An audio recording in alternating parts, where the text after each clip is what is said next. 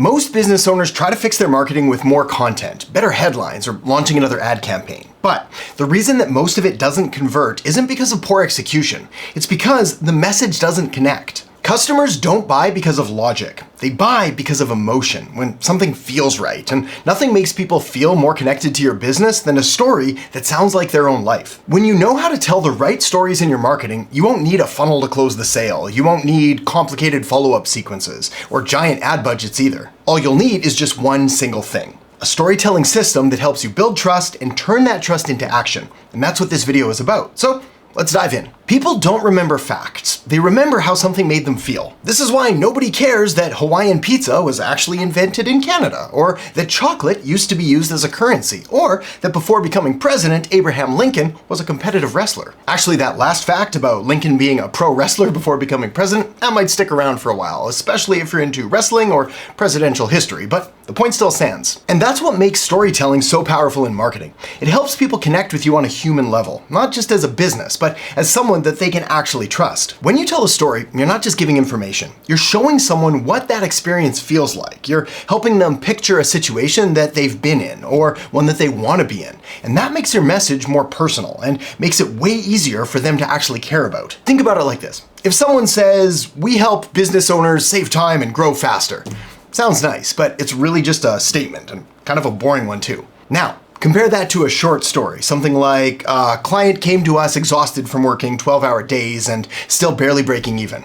We helped him set up a system that handled his leads and follow-ups automatically. 3 weeks later, he had more clients and was able to take Fridays off to spend with his family. That is something that people can actually imagine. They can see the before and the after. They might even think, "That sounds like me," or "I want to take Fridays off too." And that's the moment when marketing actually starts working. Stories work because they make your message feel real. When you describe a struggle or a moment of change, people start to tune in and just listen more closely. They feel something, they pay attention longer, and that feeling sticks with them.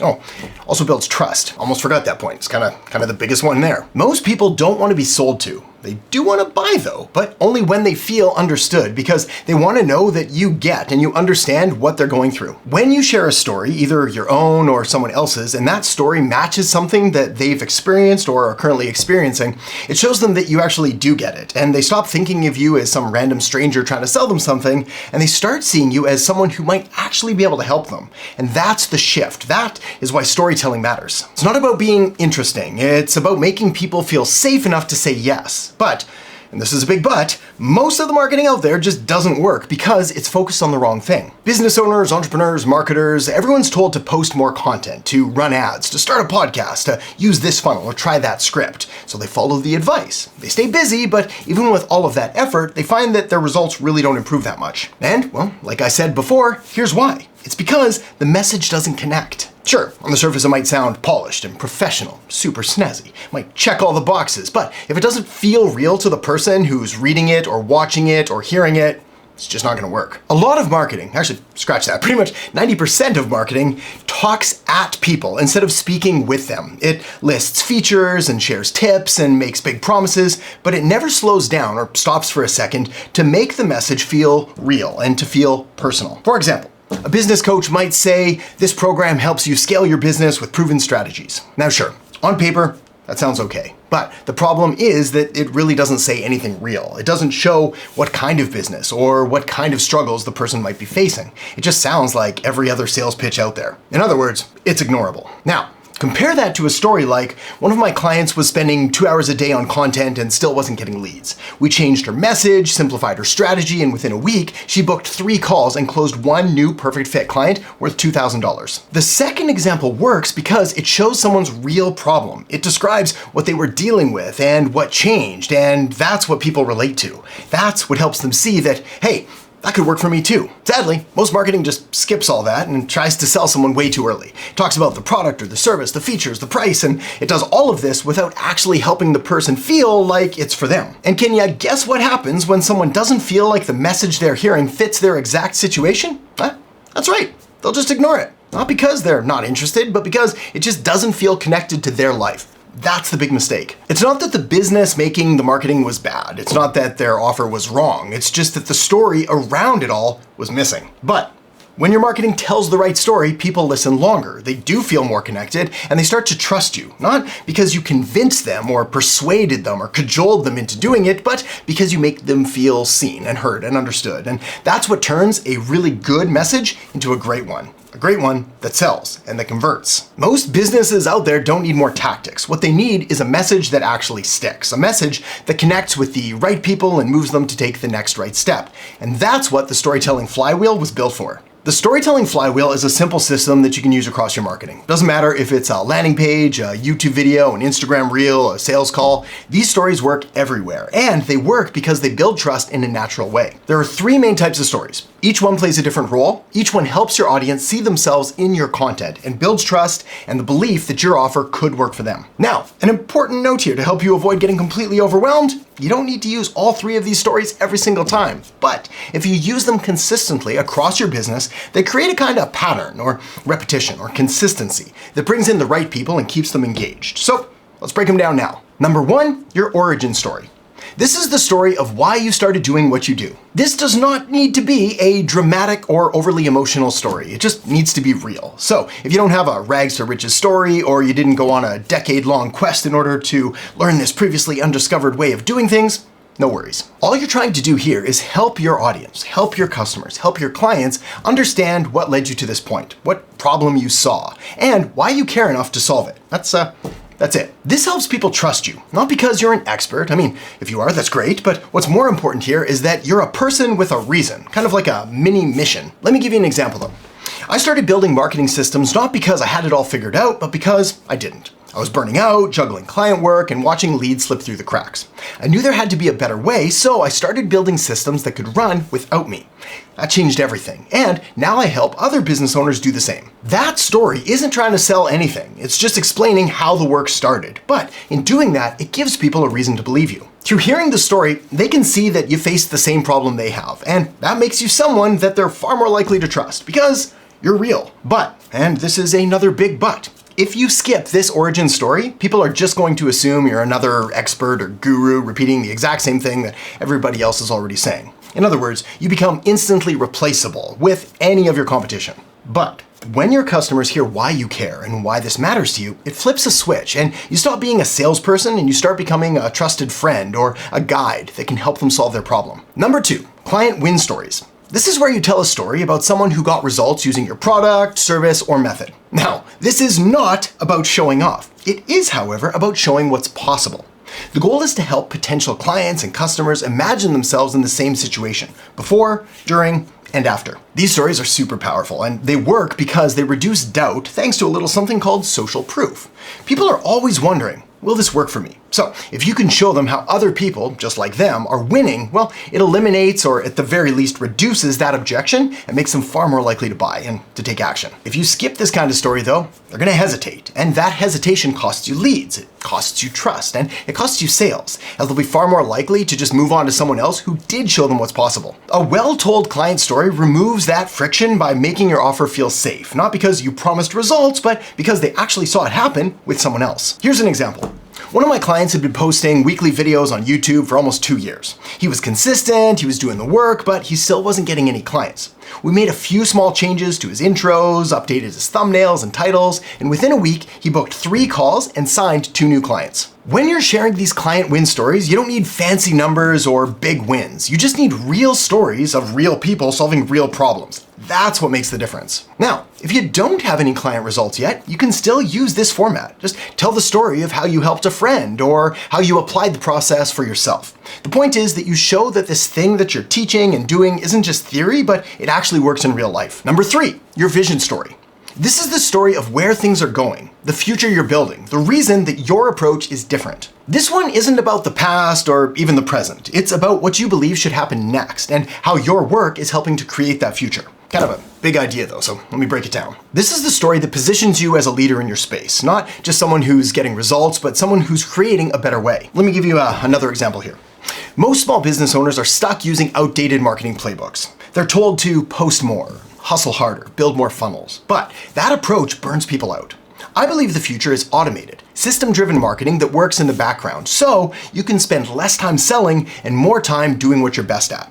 That's why I'm focused on building tools, templates, and systems that anyone can plug in and use without needing to become a full-time marketer. Telling that kind of story helps people see you as someone that's worth following, not just because you're good at what you do, but because you're going somewhere that they want to go as well. And here's the truth that most people miss. If your audience, your customers, your clients can't see your vision, they're just gonna follow someone else's. In other words, when you skip this story, you become just another voice in the crowd instead of the one who's actually shaping the conversation.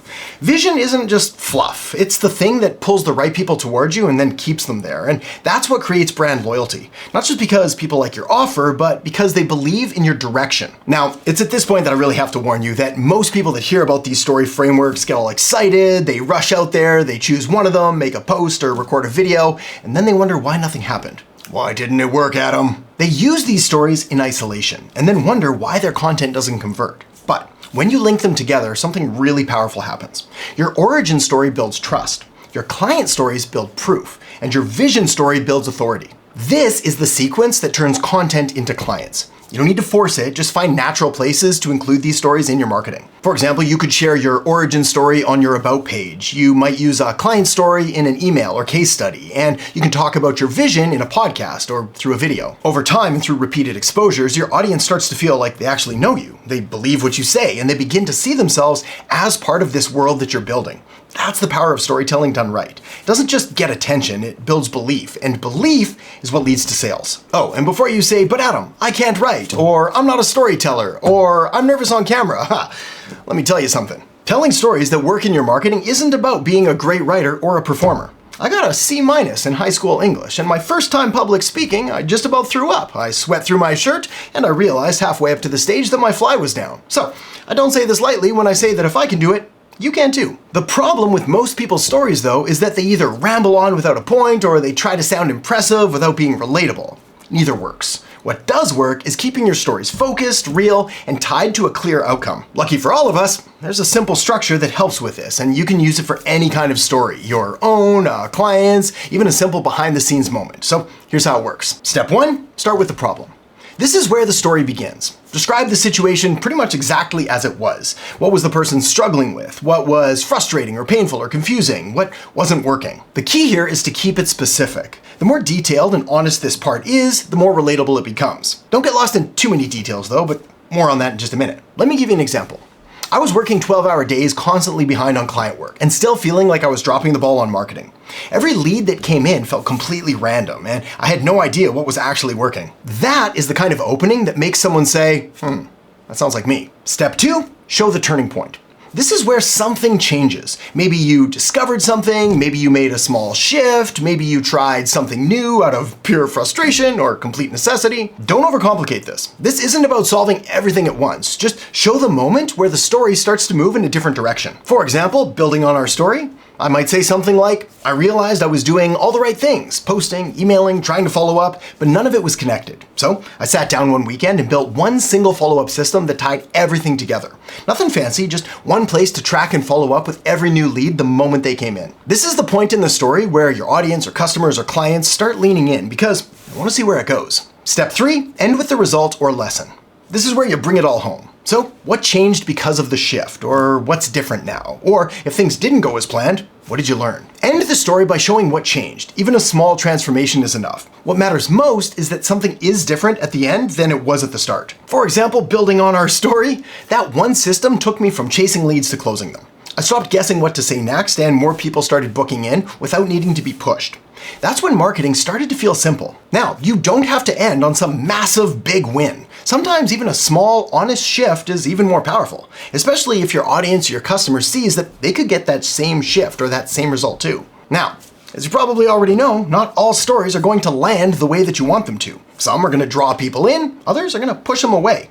That's why I want to quickly share with you a few of the most common and also equally dangerous storytelling mistakes that I see people making all of the time that basically all but destroy their chances of ever making a sale. Starting with mistake number 1, telling stories with way too many details. We all have that one friend whose stories are at least 50% longer than they need to be. Don't be that guy. Be careful about adding unnecessary details that don't really move the story forward, like what time of day it was, or who else was in the room, or what snack they were eating. If it doesn't matter to the point of the story, just cut it. There's a really good book on this called Storyworthy that's been my little secret for the past few years, but now that I've openly talked about it, I guess the secret's out. The goal is to keep someone focused from start to finish, so every line should either deepen the connection or move the story toward the outcome. If you're not sure if something's important to the overall story, just ask yourself, if I delete this part, does the story still work? Because if yes, then that part's probably not needed. Mistake number 2, stuffing stories with descriptive filler. This mistake's kind of related, but still worth calling out, as most people think adding extra description makes the story feel more real. After all, that's what school teaches. Add adjectives, add detail, make it vivid, but in marketing, too much detail just clutters the point and slows everything down. You probably don't need to say that you were drinking green tea on a Wednesday morning while watching the rain fall sideways, unless the tea spilled, the rain swept you away, or Wednesday actually mattered. Just like before, if it doesn't help move the story forward or deepen the emotional connection, just cut it and keep things tight. Mistake number 3, telling stories with no point. A story needs a reason to be told. If there's not some kind of lesson or takeaway that ties into something that your audience actually cares about, then you have to accept the fact that people are busy. And if you take them into a story, you need to make sure that it's worth the trip. So always ask yourself, what does this story teach or show? If it doesn't lead anywhere, well, it's probably not the right one to share. Mistake number 4, making yourself the hero. Okay, this is a big one. If the story that you're telling is all about how smart you are, or how perfect your system is, or how fast you made $1 million, the story stops being relatable because nobody sees themselves in that kind of story. They're just completely unrelatable, and they create this massive divide between you and the people you're talking to. The solution then is to make your client or your customer the focus. You want to let them be the hero. Your job is just to be the guide. So help them win. Show them what's possible. Show them the path to take. This next point might sting a little bit, but if you want to make sales, you need to accept the fact that most people just don't care about you that much. Ouch, right? I mean, I care about you, but your customers, especially the ones that don't even know you yet, well, they're really just there and really just interested in how you can help them. So you've got to keep the focus there. Mistake number 5, trying to sound clever or impressive. This one kind of builds off the last one as well, but some people write stories like they're submitting them to some kind of writing contest. They overthink the words, they add a bunch of metaphors, and they try to sound super duper smart, but trying to sound super duper smart actually makes your message harder to trust. And most of the time, it just ends up confusing people or pushing them away. Instead, talk like a real person. Use the same words that you'd use as if you were telling the story to a friend. Clear and honest beats clever every single time. Bonus tip here, you can use online writing apps called readability calculators that'll tell you what grade level your writing is. For example, if I were to transcribe what I've just said here, copy and paste it into the Hemingway app, I can see that my readability score is at a grade 4 level, which is actually kind of perfect. When I'm writing content, and especially when I'm writing ads, I try to keep it at or under a grade 6 level, and I basically never let it go above grade 7 or 8. Not because people aren't smart, but because it's my responsibility as a marketer to make things as clear and simple as possible. Or, as the quote famously attributed to Einstein goes, if you can't explain it simply, you don't understand it well enough. Mistake number 6, making it all about you. This one is easy to fall into without even really realizing it. After all, you're telling your own story. How are you supposed to make it not all about you? Good question, but the truth is that forgetting to link it back to what the audience or the customers or the clients need is a dangerous mistake that makes your story sound egotistical and self-centered. Bonus points, or negative bonus points, that's right, taking away points now. Anyway, negative points if the story ends with, and then everything was great, and there's no lesson or takeaway for the person who's watching or reading. So, how do you fix this? Well, even when you're sharing something personal, you've got to tie it back to your customers or to the audience you're speaking to. You want to show them how the lesson applies to their life or their business. Now, I appreciate that this can be kind of tricky at first, so feel free to subscribe to my email newsletter. The link's down in the descriptions below, as after a decade of doing this, I've got a pretty good system to make sure that I'm providing as much value as possible and not just writing a personal documentary or mini biography every week. The best way for you to get started testing all this out, though, is to just pick a real moment that actually happened in your life. Keep it simple and let it show people that you understand what they're going through. Also, feel free to go back over this video again with a pen and some paper and take as many notes as you need to feel comfortable in order to apply this, as this will help you make more money. And on the topic of helping you make more money, I've also linked up down in the descriptions below this video a free marketing course and training, as well as access to my complete marketing system and templates and scripts and frameworks and thousands of dollars of free bonuses and free software trials. There's basically a whole giveaway party going on down there, so you might want to check it out. And I've also linked up another video right here with even more of my best marketing strategies, so feel free to tap or click that now. I'll see you in there in just a second.